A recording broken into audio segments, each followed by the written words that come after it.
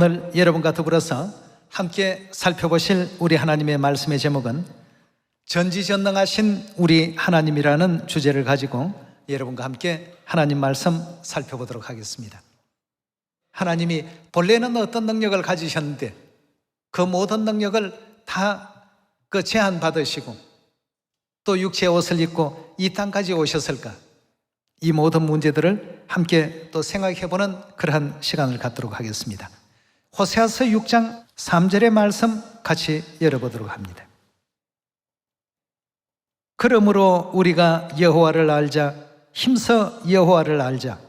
그의 나오심은 새벽빛같이 일정하니 비와 같이 땅을 적시는 늦은 비와 같이 우리에게 임하시리라 그였습니다. 6절로 넘어가 보겠습니다. 나는 인애를 원하고 제사를 원치 아니하며 번제보다 하나님 아는 것을 원하노라고 이렇게 성경은 우리에게 또 말하고 있습니다. 하나님의 뜻이 그렇습니다. 하나님은 전지전능하신데 사람들은 자신의 어떤 생각에 맞추어서 항상 하나님을 생각합니다. 그렇다면 하나님 능력은 성경에서 기록되어 있는 말씀을 통해서 확인해 보도록 합시다. 창세기 1장 1절의 말씀 보도록 하겠습니다. 태초에 하나님이 천지를 창조하시니라고 했습니다. 그럼 결국 이 지구를, 하늘과 이 땅을 누가 지으셨다는 뜻입니까? 하나님께서 전부 만드셨습니다. 이 말씀 여러분 다 믿어지십니까? 아무것도 존재하지 않았던 그런 세계에서 하나님께서는 하늘과 땅을 창조해내셨습니다. 그 다음 이제 4절의 말씀을 보시면 하나님께서 빛과 어두움을 또 창조하시는 그 역사가 나오지 않습니까? 그 빛이 하나님의 보시기에 좋았더라. 하나님이 빛과 어두움을 어떻게 했다고요? 나누셨고 빛을 낮이라 칭하시고 어두움을 밤이라 칭하시더라고 했습니다. 자, 빛도 만드시고 어두움도 창조하시고 궁창 위의 물과 궁창 아래 물을 또 하나님께서 지으셨습니다. 여러분, 이것만 우리가 가지고도 하나님께서 어떤 능력을 갖고 계신다는 사실을 우리가 쉽게 파악하고 이해할 수 있어야 되겠습니다. 이 정도의 어떤 전지하심과 전능하신 능력을 갖고 계신 분이 바로 태초의 하나님 엘로힘 하나님이십니다. 아버지 하나님, 어머니 하나님께서 하신 모든 그 역사가 창세기에 이와 같이 기록되어 있습니다. 여기에 보면 빛도 만드시고 어두움도 창조하시고 땅에 각종 수목도 나게 하시고 또 짐승도 있게 하시고 바다에 물고기도 있게 하시고 하늘을 나는 새도 만드시고 각종 과목도 만드시고 이 모든 것이 하나님께서 하나하나 다 이렇게 만들어 놓으셨다고 하시는데 하나님께서 만드신 이 지구상에 존재하는 생명체가 몇 가지 정도 된다고 생각하십니까? 지금 이제 과학자들이 약 한 1000만 종의 생명체가 존재한다고 이렇게 얘기를 하고 있습니다. 오늘 여러분들에게 그 1000만 종 가운데 한 가지 아주 작은 기생충에 대해서, 기생충 하니까 단어가 주는 어떤 느낌이 긍정적이지는 못한 어떤 단어인 것 같습니다만 기생충이라는 그 영화가 미국 아카데미 상에 올랐다고 합니다. 오늘 이 기생충에 대해서 한 가지 좀 얘기를 하고자 합니다. 여러분, 개미 기생충이라는 얘기 들어보신 적 있습니까? 개미는 아주 작은데 개미들의 생활 속에 기생충이 작용하는 진기한 내용이 있습니다. 개미들은 사람들처럼 아침에 일하러 일터에 출근하고 저녁 무렵쯤 되면 퇴근을 한답니다. 그 생활이 늘 일정하대요. 근데 가끔은 보면 퇴근하는 개미들 가운데 몇몇 마리가 무리의 어떤 대열에서 이탈해서 풀잎 끝에 매달려 있다고 합니다. 개미는 이게 집단 생활을 하는 곤충이기 때문에 개인 행동을 한다는 것은 이건 있을 수가 없답니다. 그건 이제 개미의 그 뇌를 조정하는 개미 속에 있는 기생충 때문에 그렇다고 합니다. 항상 집단 생활을 하도록끔 만들어진 그러한 곤충인데도 불구하고 개미 기생충에게 감염된 개미들만 그런 어떤 특이한 그 행동을 한답니다.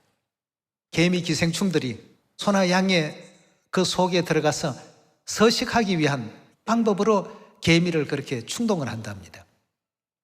결국 소나 양이 풀을 거기에 매달려 있는 개미하고 같이 이렇게 삼키게 되는데, 개미 기생충들은 개미가 그 소의 소화기관에서 이제 죽게 되면 그들은 재빨리 소나 양의 그 간으로 이동을 해서 알을 낳게 된답니다. 거기서 이제 어느 정도 시기가 되면 그 알들이 소의 어떤 배변을 통해서 밖으로 이렇게 나오게 된다고 하네요. 밖으로 나오면 달팽이가 이제 와서 그 배변을 섭취하면서 개미 기생충 알들을 같이 먹게 된다고 합니다. 그럼 그 개미 기생충 알은 달팽이 이제 그 속에 들어가서 유충의 어떤 그 기간을 보내고 밖으로 나오기 위해서 달팽이의 폐로 전부 몰려간답니다. 알에서 이제 부화된 개미 기생충들이 달팽이 속에서 달팽이 폐로 전부 옮겨가서 거기에서 발작을 일으키도록 막 아주 난리를 친답니다. 난리를 치면 이제 달팽이가 폐가 자꾸 간질간질하고 그냥 있지를 못하는 어떤 입장이 되니까 재채기를 한다네요. 재채기를 하면 점액질에 쌓여서 개미 기생충들이 전부 밖으로 이렇게 뿜어져 나오게 된답니다. 오늘 과학 시간은 아닌데 개미의 뇌가 어느 정도 되느냐 하면 마침표, 점 찍혀 있는 그것보다 적답니다. 근데 그 속에 살고 있는 개미 기생충들은 얼마나 작겠습니까? 눈에 거의 보이지 않습니다. 근데 도대체 어떤 머리를 가지고 그렇게 머리를 쓰는지 기가 막힌다는 것이죠. 그래서 이제 달팽이 밖으로 이렇게 나오면 거기에 이제 그 개미들이 왔다 갔다 하면서 보니까 점액질에 쌓여서 뭔가가 이렇게 있으니까 자기들 먹이인 줄 알고 개미들이 물고 가서 먹이실에 이제 저장을 해놨다가 그걸 이제 먹게 된다고 하네요.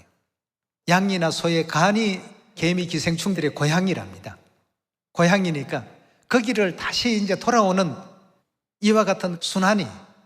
그래서 여러분도 풀잎 끝에 매달려 있는 개미들이 있다면 이 개미는 개미 기생충에게 지금 감염되어 있구나, 그렇게 이해를 하셔도 되겠습니다. 오늘 제가 왜 이 얘기를 드리느냐 하면 우리 하나님께서 만드신 천만 종의 어떤 생명체 가운데 그 작디 작은 정말 참 눈에도 보이지 않는 이 개미 기생충의 순환의 어떤 그 원리가 참 놀랍습니다. 정말 참 하나님 너무 대단하지 않습니까?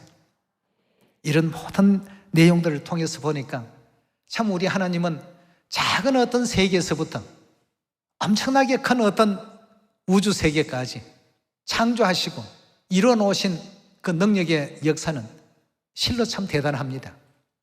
놀랍지 않을 수가 없습니다. 정말 참 우리 하나님께서 이루어 가시는 어떤 세계, 하나님께서 창조하신 이 세계, 미생물들이든 아니면 또 사람의 존재든 아니면 동물의 어떤 세계든 정말 신비가 너무 참 가득합니다. 어떻게 이럴 수가 있을까? 어떻게 이 작은 것이 개미의 그 뇌를 조정해서 이런 행동을 할 수 있을까 말이죠. 이건 누구의 지혜고 누구의 능력입니까? 오직 우리 하나님의 참으로 대단하시고 참으로 놀라운 능력입니다.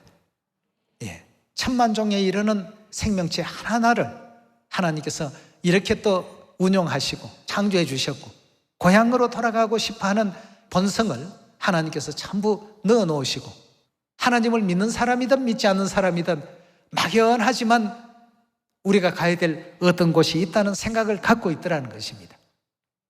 그래서 영혼을 사모하는 마음을 우리 인류 인생들에게 허락했다고 성경에 기록되어 있지 않습니까? 이런 어떤 내용을 통해서 보니까 하나님이 없다라고 얘기하는 사람들은 정말 참 어리석은 사람이구나 말이죠. 누가 이렇게 만들었겠습니까? 그 기생충들이 태어나면서 우리 이런 어떤 그 생활을 좀 살자 하고 자기들이 정한 삶의 어떤 그 순환은 아니었을 것입니다. 개미가 이 집단 생활하는 이 곤충인데 왜 집단에서 자꾸 이렇게 이탈해서 풀잎 끝에 저런 어떤 태도를 취할까?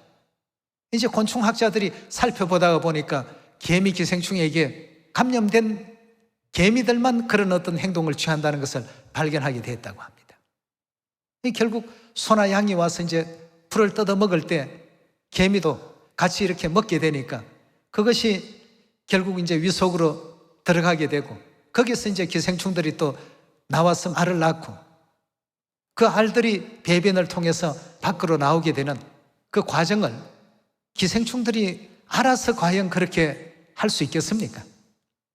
그런 어떤 삶의 시스템을 하나님께서 만들어 두셨구나. 이 작은 것에까지도 하나님께서 관심을 두시고 당신의 그 능력을 집약을 시켜 놓으셨다는 것을 생각할 때 어찌 이럴 수가 있을까? 정말 참 우리 하나님 대단하시다. 하나님 없다라고 하는 사람은 정말 참 바보구나 말이죠.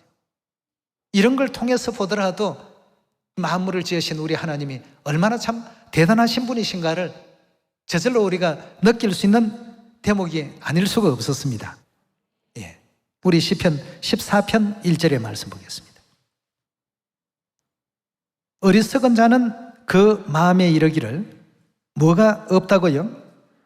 하나님이 없단다고 했습니다. 저희는 부패하고 소행이 가정하여 선을 행하는 자 없도다. 여호와께서 하늘에서 인생을 굽어 살피사 지각이 있어 하나님을 찾는 자가 있는가 보려 하신즉 다 치우쳤으며 함께 더러운 자가 되고 선을 행하는 자 없으니 하나도 없도다. 죄악을 행하는 자는 다 무지하뇨 저희가 떡 먹듯이 내 백성을 먹으면서 여호와를 부르지 아니하는도다. 저희가 거기서 두려워하였으니 하나님이 의인의 세대에 계심이로다 하였습니다. 예, 하나님이 없다 하는 자들은 어리석다라고 판단할 수밖에 없습니다.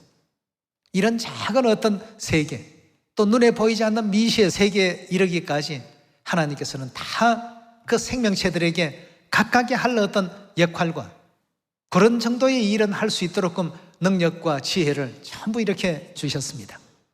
이런 분이 바로 우리 하나님이십니다. 태초에 하나님이 천지를 창조하시니라. 육지에는 그 짐승이 있으라 하심에 있었고 또 각종 식물이 있으라 하심에 있었고 나무가 있으라 하심에 있었고 창세기에 보면 간단하게 말씀을 했습니다만 그 내면의 세계까지 바라보게 되면 하나님께서는 이 천만 종을 각각 다른 형태, 각각 다른 모양으로 말이에요. 늘 제가 얘기합니다만 우리 사람도 오늘 우리 시원에 오신 우리 시원의 가족들도 얼굴 똑같은 사람 하나도 없습니다. 그냥 기계에다가 그냥 하나님께서 탁탁탁 찍어서 이렇게 인류 인생을 만드신 것이 아니고 한 사람 한 사람을 전부 따로따로 이렇게 만드시고 거기에다가 이 개미 기생충까지 말이죠. 학문적인 이름은 창년흡충이라고 이렇게 표현이 되어 있습니다. 그런 어떤 작은 어떤 생명체까지 다 관심을 가지시고 크기도 형태도 모양도 각각 다 다르게끔 만들어 놓으신 그 정성을 바라볼 때 이 지구에 솟는 하나님의 애정이 얼마나 참 대단하고 얼마나 큰가를 다시 한번 느껴보지 않을 수가 없습니다. 그래서 가장 어리석은 사람은 하나님이 없다라고 말하는 사람이죠. 2차 세계대전 전쟁이 끝나고 난 후에 많은 사람들이 전쟁의 어떤 그 참화 속에 하나님이 계시면 이런 전쟁이 일어날 수 있을까? 라고 하는 어떤 생각 속에 하나님이 없다라고 하는 어떤 주제를 가지고 강연회가 열렸습니다.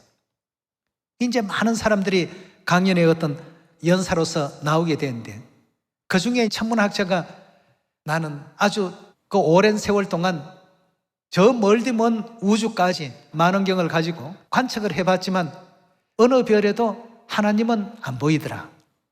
그러니까 하나님은 안 계신 것이다. 이제 그런 어떤 결론을 내렸습니다. 그리고 이제 그 다음 의사가 이제 연단에 나섰습니다. 그 역시도 하나님이 없다라고 하는 어떤 주장을 하기 위해서 나온 사람이었죠.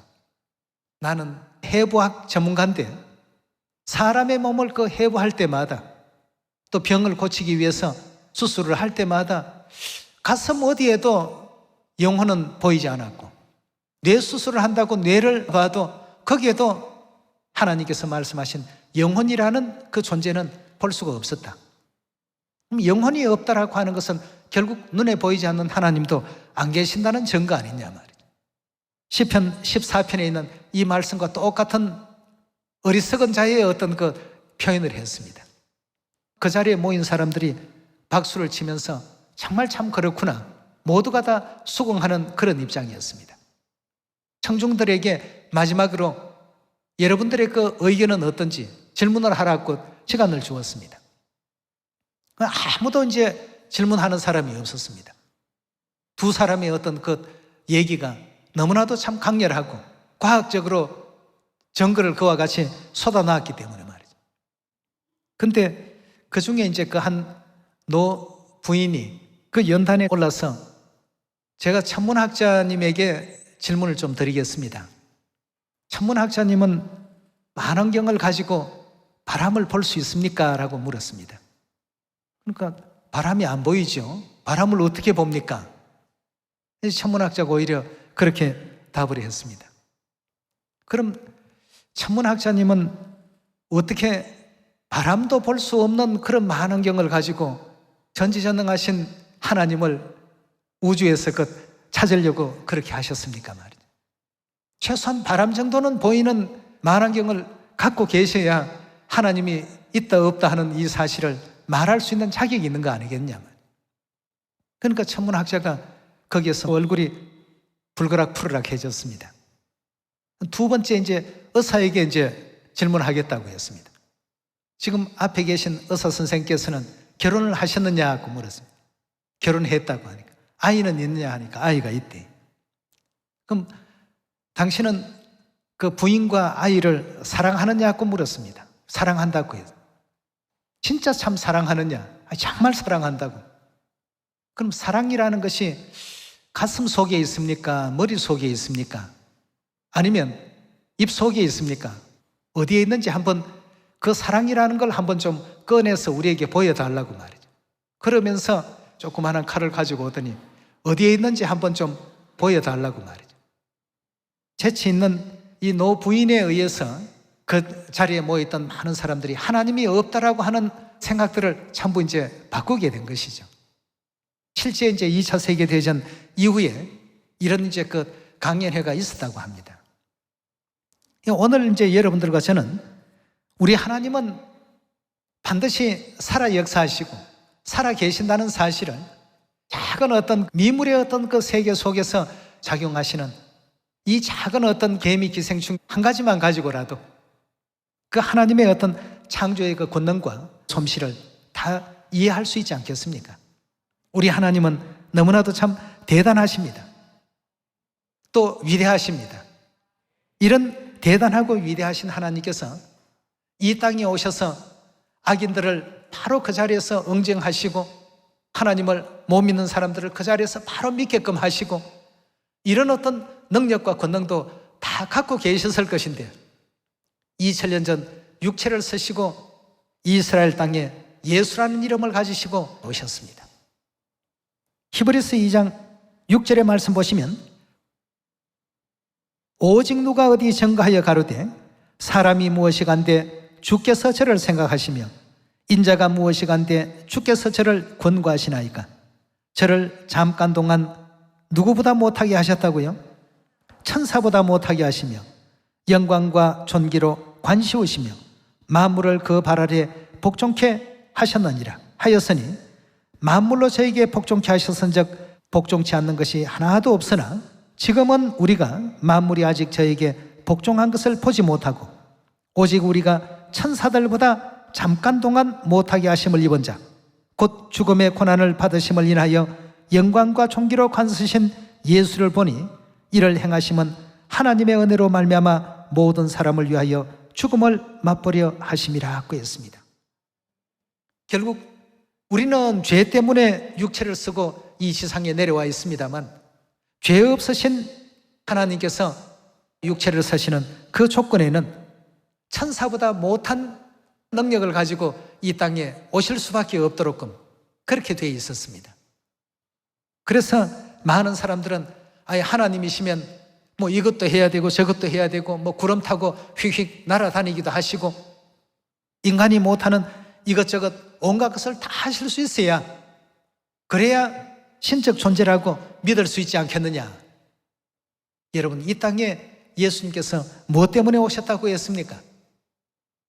우리를 구원하시고 우리 죄를 사해주러 이 땅에 오신다고 되어 있지 않습니까? 예. 그냥 내버려 놓으면 우리는 다 영원히 죽을 수밖에 없고 지옥의 형벌 가운데 떨어질 수밖에 없는 하늘 죄인들입니다. 이 불쌍히 여기시고 살리기 위해서 육체의 장막 쓰시고 이 땅에 오셨습니다. 하늘의 그 모든 능력을 다 뒤로 하시고 천사보다 못한 이런 어떤 내용을 가지시고 이 땅에 오셨던 것입니다. 2장 14절의 말씀 계속 한번 보도록 합시다. 자녀들은 혈육에 함께 속하였으며 그도 또한 한 모양으로 뭐에 속했다고요? 혈육에 속하심은, 즉 육체를 입으심은 사망으로 말미암아 사망의 세력을 잡은 자 곧 마귀를 없이 하시며 또 죽기를 무서워함으로 일생에 매여 종노릇하는 모든 자들을 놓아주려 하심이니 이는 실로 천사들을 붙들어 주려 하심이 아니요 오직 아브라함의 자손을 붙들어 주려 하심이라. 그러므로 저가 범사에 형제들과 같이 대심이 마땅하도다. 이는 하나님의 일에 자비하고 충성된 대제사장이 되어 백성의 죄를 구속하려 하심이라. 자기가 시험을 받아 고난을 당하셨은즉 시험받는 자들을 능히 도우시느니라 하고 했습니다. 자녀들이 혈육에 속했음에 그도 또한 혈육에 속하셔서 마귀의 일을 전부 멸하기 위해서 이 땅에 오셨다고 되어 있습니다. 그러나 천상에서 행하셨던 모든 능력을 전부 제한을 받고 천사보다도 못한 그러한 능력과 천사보다도 못한 그런 지위와 그러한 어떤 내용을 가지시고 오직 우리 구원을 위해서 이 땅에 오셨습니다. 대단한 능력을 가지신 우리 하나님이신데 말이죠. 그래서 십자가에 못 박히시기도 하시고 또 조롱도 당하시기도 하시고 또 우리 인생과 같이 똑같은 육체의 그 아픔도 겪으시고 나사렛 이단이라는 오명도 서시고 그러면서까지 진실로 회개하고 하나님의 음성을 알아듣는 사람들을 전부 찾기 위해서 오늘은 이 동네에서 내일은 저 동네에서 천상의 그 음성을 들려주러 다니셨던 2000년 전 이 땅에 오신 우리 아버지의 그 모습을 마태, 마가, 누가, 요한 이 사복음서를 통해서 그 당시의 상황을 지금 우리가 볼 수 있는 것 아니겠습니까? 우리 히브리서 9장을 한번 보도록 합시다. 9장 27절의 말씀 봅시다. 한 번 죽는 것은 사람에게 정하신 것이요 그 후에는 심판이 있으리니 이와 같이 그리스도도 많은 사람의 죄를 담당하시려고 단번에 들이신 바 되셨고 구원에 이르게 하기 위하여 죄와 상관없이 자기를 바라는 자들에게 몇 번째 오신다고요? 우리 사랑하는 시온의 자녀들을 구원하시려 두 번째 또 다시 오셨습니다. 쉽지 않은 어떤 결심입니다. 다들 배척하고 십자가에 못 박고 조롱하고 핍박하고 이런 어떤 그 대접을 받은 이곳에 두 번 오신다는 것이 쉬운 일은 결코 아니죠. 아버지 어머니께서 능력이 없으셔서 악인들의 조롱을 그냥 당하시고 회방을 그냥 받으시고 이런 어떤 내용이 아닙니다. 우리는 우리 하나님을 똑바로 알아야 되겠습니다. 너무나도 참 대단한 능력을 가지신 우리 하나님이신데 그 능력을 다 가리시고 감추시고 제한을 받고 이 땅까지 오실 수밖에 없었던 그 사연 뒤에는 우리의 하늘나라에서의 그 범죄함이 있었다는 것을 꼭히 우리가 또 명심해야 되겠습니다. 그래서 사도 요한에게도 주신 계시 가운데 우리 천국으로 돌아가는 그 길에는 성령과 신부의 인도가 절대적으로 필요하다는 것을 요한계시록 22장을 통해서 알려주고 있습니다. 22장 17절의 말씀 보시면 성령과 신부가 말씀하시기를 오라 하시는도다.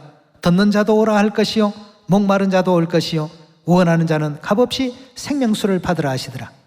성령과 신부께서 내게로 오라 말이에요. 아버지를 찾아오고 어머니를 찾아오라는 이 분부입니다. 그래서 오늘 여러분과 저는 와서 새 언약이라는 진리의 어떤 생명수를 마음껏 우리가 누리고 있습니다. 그 말씀에 우리가 조금이라도 내 생각에는 이런데 하는 이 생각을 가져버리게 된다면 하나님께서 진행하시는 어떤 구속의 그 계획에 흐트러질 수밖에 없습니다. 그래서 성경 말씀에 하나님 말씀에 대한 순종이라는 이런 내용이 나오는 것 아니겠습니까? 성령과 신부께서 우리 구원을 위해서 천사보다 못한 입장으로 이 땅까지 오셨고 구원의 길을 가르쳐 주시기 위해서 육체를 서셨습니다. 그 크신 은혜와 그 크신 어떤 사랑과 그 크신 결심을 우리가 그냥 그건 하나님이시기 때문에 그렇게 한 것이다라고 당연하게 생각지 마시고, 우리 죄인 살리시기 위해서 그런 어떤 결심을 결행하셨다는 것을 다시 한번 생각하시면서 아버지 어머니께서 일러주신 그 길을 그대로 순종해서 영원한 천국까지 넉넉히 또 돌아갈 수 있는 여러분과 저의 삶이 또 될 수 있기를 다시 한번 간구드리면서 오늘 말씀 이것으로 마치도록 합니다. 감사합니다.